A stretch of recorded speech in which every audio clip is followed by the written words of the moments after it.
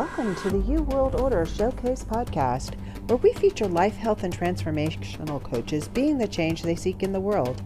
If you'd like to be featured on our podcast to share what you're contributing to making the world a better place for us all, please go to www.jointheyouworldorder.com.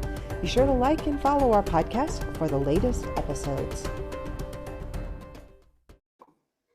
Hi, and welcome to the You World Order Showcase podcast. I'm your host, Jill Hart, and with us today is Paige Chavez. Paige helps women overcome people-pleasing tendencies. Welcome to the show, Paige. I'm really glad to have you here. Thank you so much. It is such a pleasure to be here. It's such a blessing. I really appreciate it. So, how did you get started in this endeavor? Yeah, it's a story.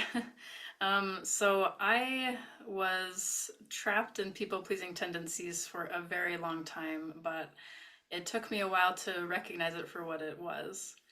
I grew up as a really spunky, happy kid, but during those rough teenage years, I really lost myself. I started getting distant, I didn't know who I was. I felt really numb, and I really started to feel like I was observing my life rather than living it.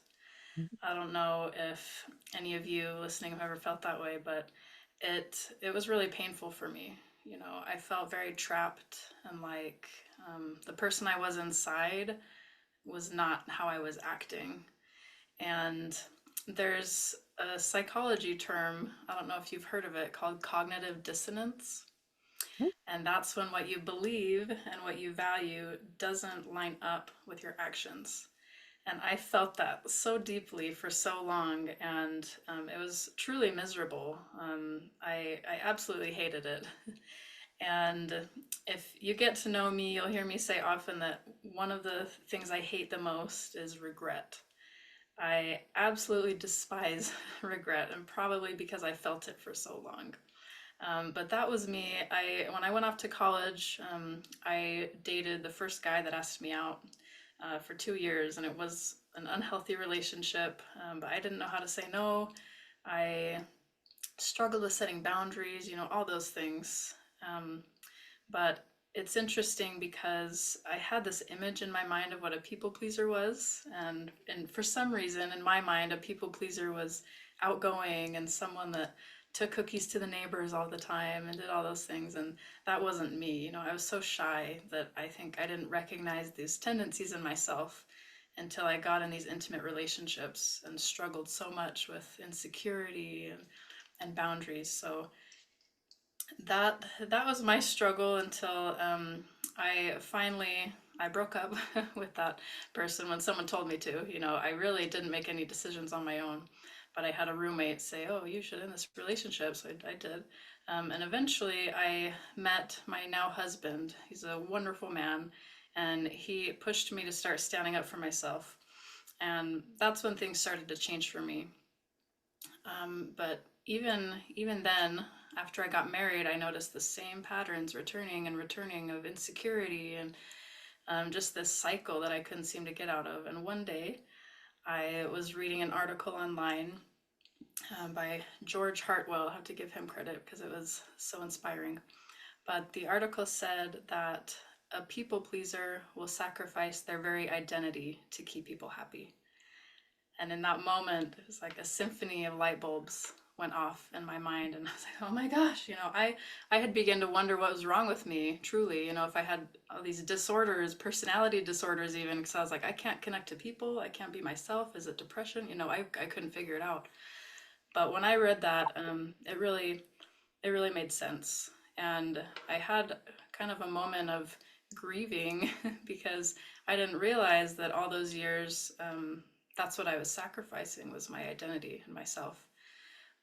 But that's where it all started. And from there, I don't know how much of that story you want, but from there I got really determined to change. I kind of let my pain motivate me and started creating systems in my life to check myself and push myself out of my comfort zone. And then from there I got certified as a life coach, and I now have a degree in interpersonal and family communication, where I teach people now through a program how to overcome people pleasing, and it's such a blessing to be out of that cycle now and to feel finally whole and complete and happy with who I am. Um, and as a mom, I have 4 young kids, and it's interesting that I feel this way during this phase of my life, because oftentimes I see the opposite happen, and where women get so stuck in the day to day of motherhood and those things where they kind of lose themselves there. But it's a blessing to be able to rediscover and connect to myself during this phase of life. And I really am finding such joy in helping other people do the same. I think this is amazing for you. You have 4 daughters, Yeah, 4 girls. Yeah. so it's going to help them so much. Oh, yeah. Growing up with a mom who has a handle on how to be present. People pleasing is, I think, more a case of not really being present with who you are and worrying about what other people are going to think when you're around them, and you're trying to like blend in everywhere.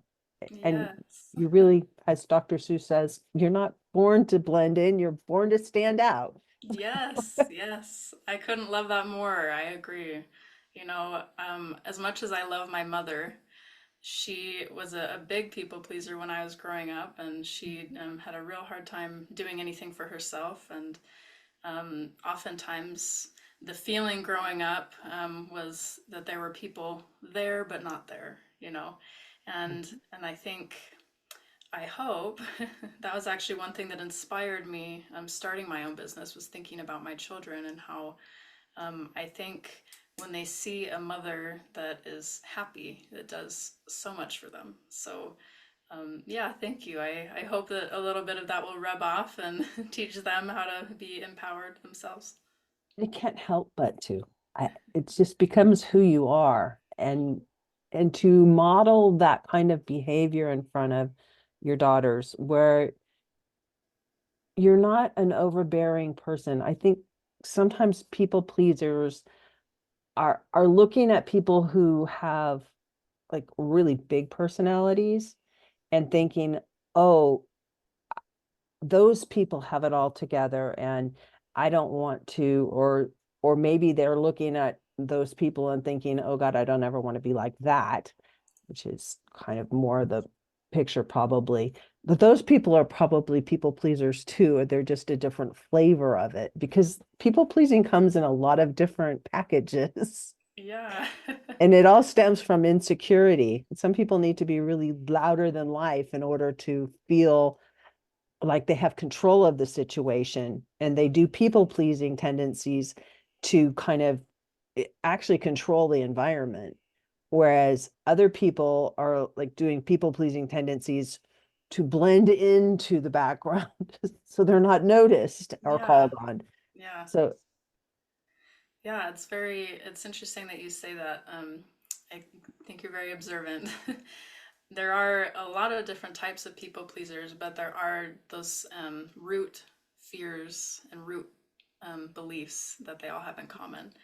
And it usually goes all the way back to childhood, when at some point, a people pleaser learned that they aren't good enough, really. They learned that they aren't enough as is, and they have to earn love and approval.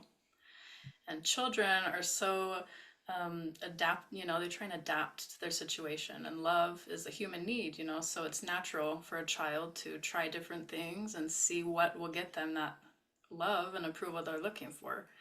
And no matter how it shows up for you, if you feel like you need the approval of people around you to feel good about yourself, I think you're a people pleaser, and it's something that um, that you can get over, but I think recognizing those tendencies is the first step to change. it doesn't mean that you have to turn into this really mean person who never does anything for anyone else. It's just a different way of approaching situations, and not not getting put in situations where you're having to take on more than you really want to. And you get to choose as a human being what you want to do and don't want to do.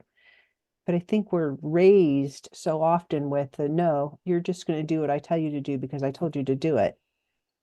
What kind of life is that?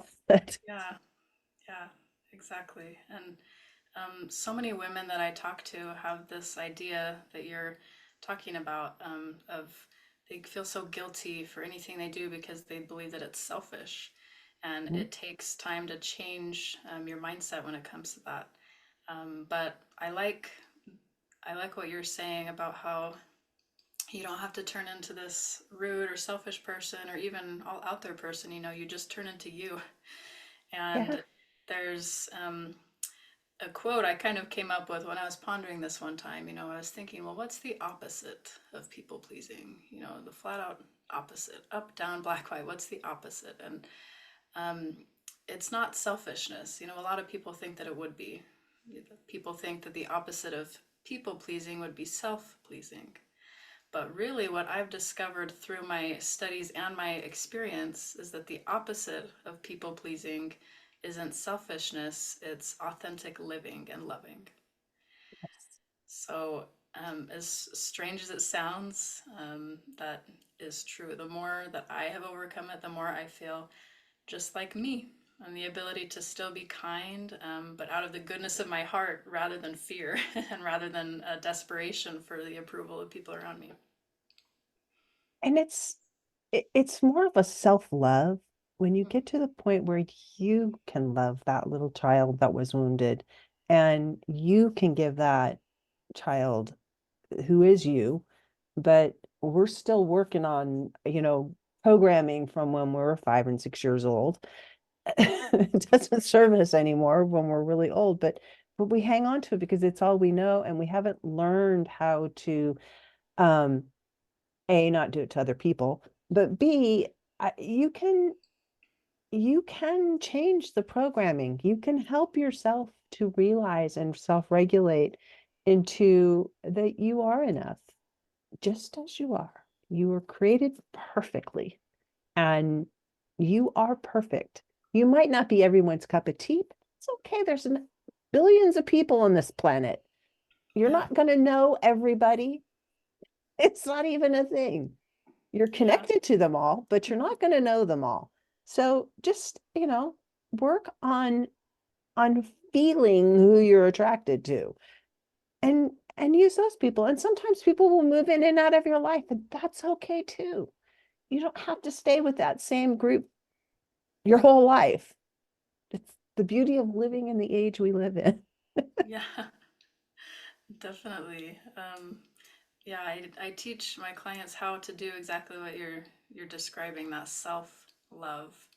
You know, it's a term that's thrown around a lot, self-love and self-care, but do we really understand how to nourish ourselves? You know, I often call it self-nourishment.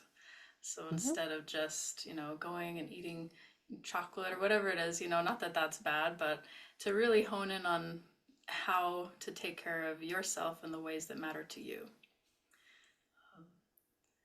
So do you do this one-on-one or do you do it in groups? Yeah, right now I have a group coaching program. So I have a 12-week program and I walk people through three basic steps. First, I help them to see things as they really are. I think I actually relate people pleasing to an addiction because I think it is the same. I think it runs just as deep and it has all They're the both habits. characteristics. Yeah, deep, deep habits. But the first thing that I believe is so, so important is to see things as they are. First, the problem. You know, I see so many people brush it off as, oh, people pleasing, it's just being a little too nice, or what's the problem with this, or, you know, they think it's not a big deal or it only affects them. But really seeing the dangers and consequences of people pleasing. You know, what's going to happen 5, 10 years down the line if you keep living this way.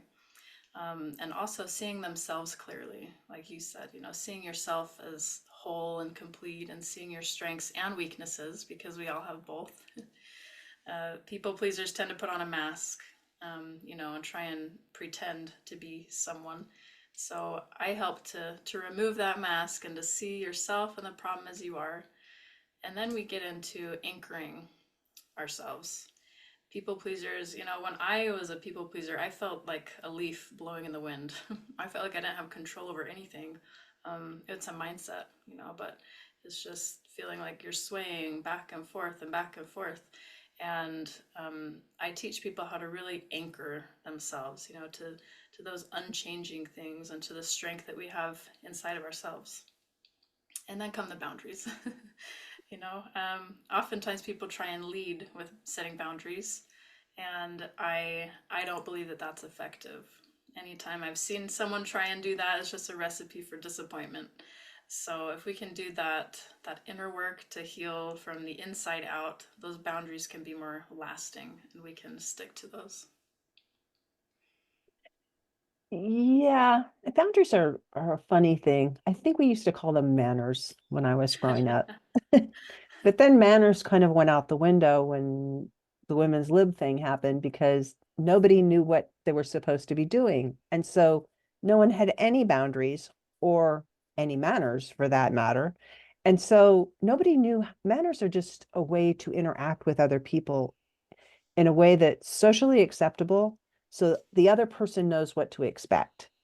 And when now we talk about setting boundaries, um, and honoring other people's boundaries, which is the other side of that that we don't talk about very often. But we, when we have boundaries, we are telling people this is who we are, and these are our core values, and these are the things that make me happy and make my life run smoothly. And it'll make your life and interaction with me go well too if you respect these. And it's not like you have to have this list that you show people when you show up. It's just who you are. It becomes who you are.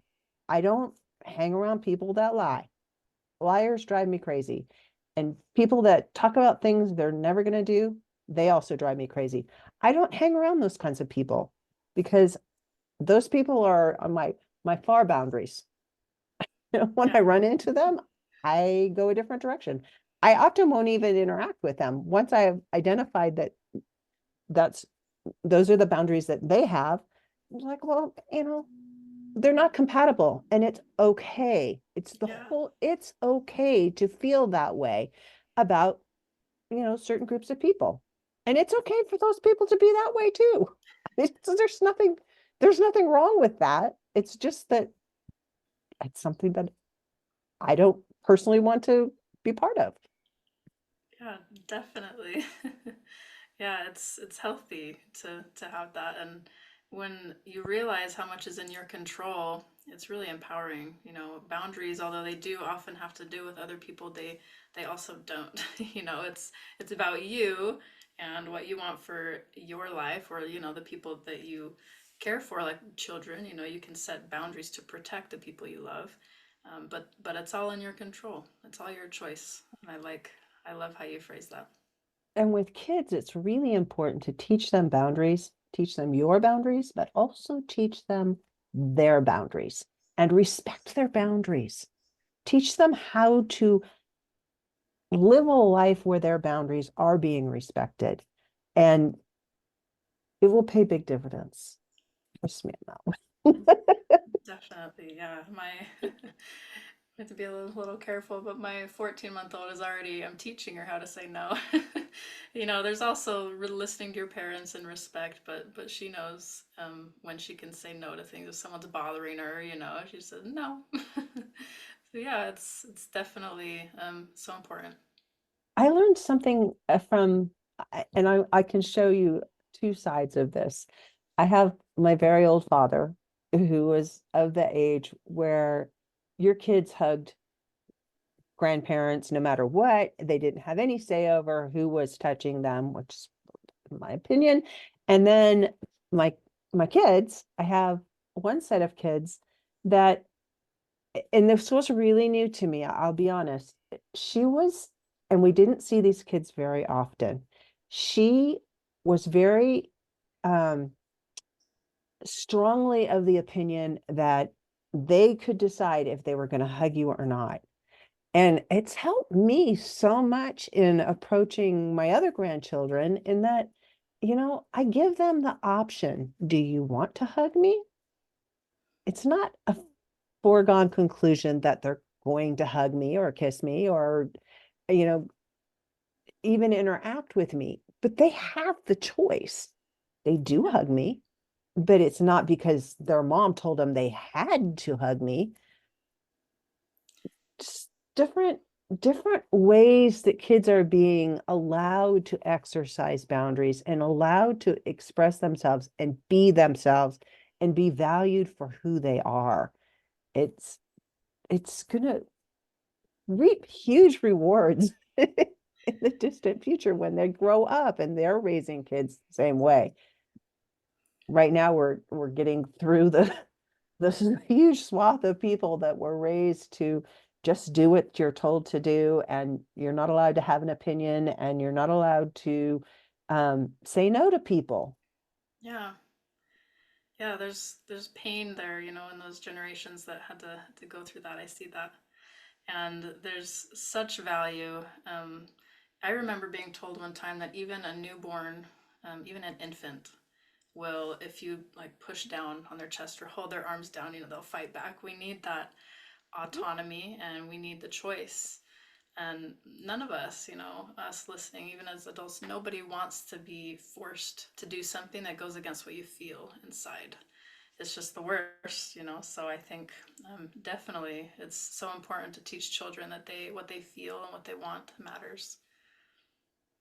And how to feel and how to deal Yeah. with those emotions that you're coming up with. um and it just, yeah, and knowing as adults it's okay. We've suppressed those feelings for so long it becomes like it feels sort of normal to us. You're talking about cognitive dissonance. Well, there's the cognitive dissonance of, I know that there's probably something better, but I've lived with this for so long that I don't know if I believe that there Oh could be yeah. a better way. Yeah, definitely. I think, yeah, I felt so numb, honestly, for so long in my life that I couldn't cry for years. And that's a process, learning to reconnect to your emotions, and it can be so vulnerable. But really, when you shut down your emotions, you're shutting down both sides, not just the negative emotions. You're shutting down all that joy and happiness you could feel. So if we take that time to reconnect to our emotions, it has such amazing things that can come from that. And it kind of leads me into, I teach people about self-care in relation to a tree, actually. And I think this relates because we often forget how important it is to take care of all aspects of ourselves. But when I teach about self-care, I go into how we have different roots, that being our body, our mind, I call it soul, and our heart.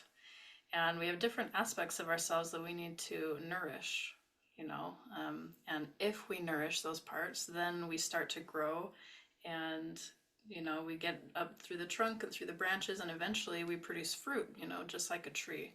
And I believe that if we nourish ourselves, if we take time to connect to those emotions and take care of ourselves, then a natural consequence is that we give, even without trying to. I think that's just the order of things. Yeah, there's a difference between giving from the abundance, the overflowing cup. You can't give from an empty cup. Well, you can't give from a half full or three-quarters full cup either. You have to you have to have an abundance in order to give. You have to be, Definitely. it won't spill over until it's really full.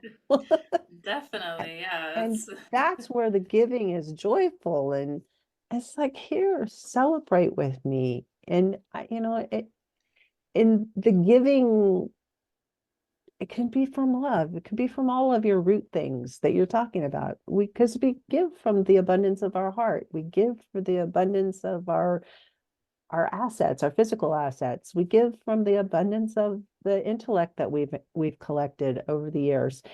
We have lots of different ways of giving, and each of those aspects needs to be full in order for us to be a complete to complete our ability to just give generously in all aspects of our lives.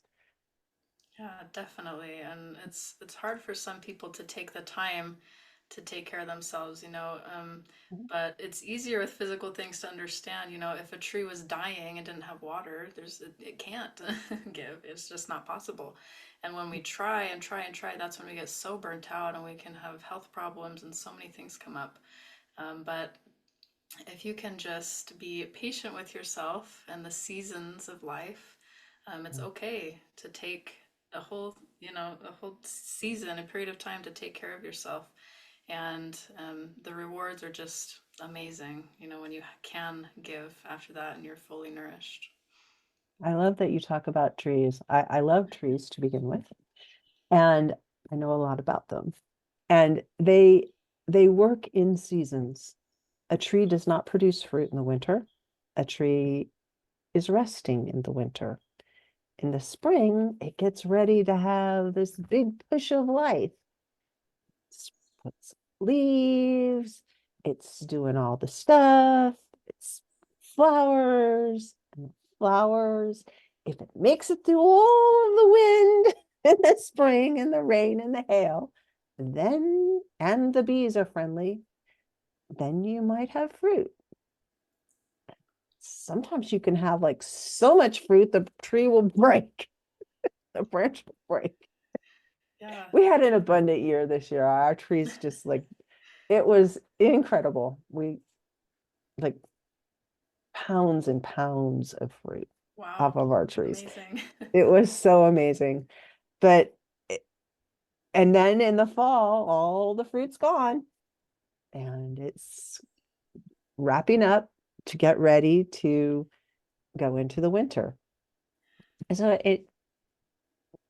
being a parent's the same sort of way. You start out with a couple and then you have children and more children and you're very fruitful and you spend a lot of your life is organized around your kids, and then they'll grow up and they'll start to like launch out of the nest, and then you'll have a part of your life there's a different season. It's just like, and they're all such interesting parts. Yeah, I love it. When I was a child, I used to see the trees in the winter with no leaves, and I thought it was hilarious. And I would say, "Oh, they're naked trees," and I would think it was so funny, But um, I Got think bark. just yeah, but we look at ourselves in a different way, but we really shouldn't. Those seasons of life, it's just life, and living authentically includes being okay with those seasons that we all go through and the emotions we all go through. We all experience grief and sadness and all those things, and that's not something we're trying to get rid of. Living authentically means being okay and showing those things to people. And yeah, just like a tree has its seasons. If a tree were to lose its leaves or its fruit and just think, oh, I'm worthless, I'm not worth anything now, and cut itself down, how much would we lose out on? So just being patient with The ourselves next and year. realizing, yeah, it's coming, just be patient with yourself and nourish yourself, and that fruit, your talents and your things will come to in its time. I love that. So how can people get in touch with you? Yeah, I have a growing Facebook group that I'm really passionate about, so they can join my Facebook group. I'm sure we'll share that link. There's also through email. We'll post that as well. But I also have free 3-day challenges that I run to help people overcome people pleasing from the inside out, and I'd love to have you join there as well. And you'll give me the link to set that up too? Okay. Yeah, yeah, I will give you that link. And you do offer a gift to people. I love this. 53 phrases to say no in any situation for people pleasers. Yeah, it's tough sometimes just to find the words, you know? So Mhm. I want to make it easier. What I did is I separated out by situation, you know, at work, or if you feel your values are being compromised, or X, Y, Z, you know, I have specific things you can say to say no, you know, in a respectful way, but to say no. And I believe that it can really help. So I wanted to just give that as a gift, and I hope that it can help you when you're navigating those difficult situations. Yeah, I love that. And there's so many, I know that no means no, but sometimes you can't just say no without getting yourself kind of crossways, especially with people that don't have boundaries or understand boundaries themselves. Those are the people that are the most difficult to deal with. They don't Yeah. even see they have this problem. Yeah. You know, one of my favorite, there are some favorite lines I have in that guide. One of them is that I don't have the bandwidth right now. You know, simple things like that. When people do want a reason, or you want to give a reason, it's okay to just say that you can't for whatever reason. You know, you're booked, you have low bandwidth right now, you're taking time for yourself, so you can't do this. You know, that's all the reason that we need to give in any situation. You know, there's various situations where other things come up, but I really like that one because you can use it whenever you need to. It's an it's in a myriad of places. Yeah. I like that too. So this has been an amazing conversation, Paige. I really appreciate you coming and joining me today. What's the one thing you hope the audience takes away from our conversation? Well, that it's okay to be yourself. You know, there's only one of you in the world, and people are missing out on a lot if they don't get to know you, you know, and taking the time to really take care of yourself is what will give you the ability to give later down the road. Sure. Thank you so much for joining me. Yeah, thank you so much. Thank you for joining us for the U World Order Showcase podcast. Remember, if you would like to be featured on this podcast as a life, health, or transformational coach, please visit www.jointheuworldorder.com. We look forward to talking to you next time as we present another life, health, or transformational coach being the change they seek in the world.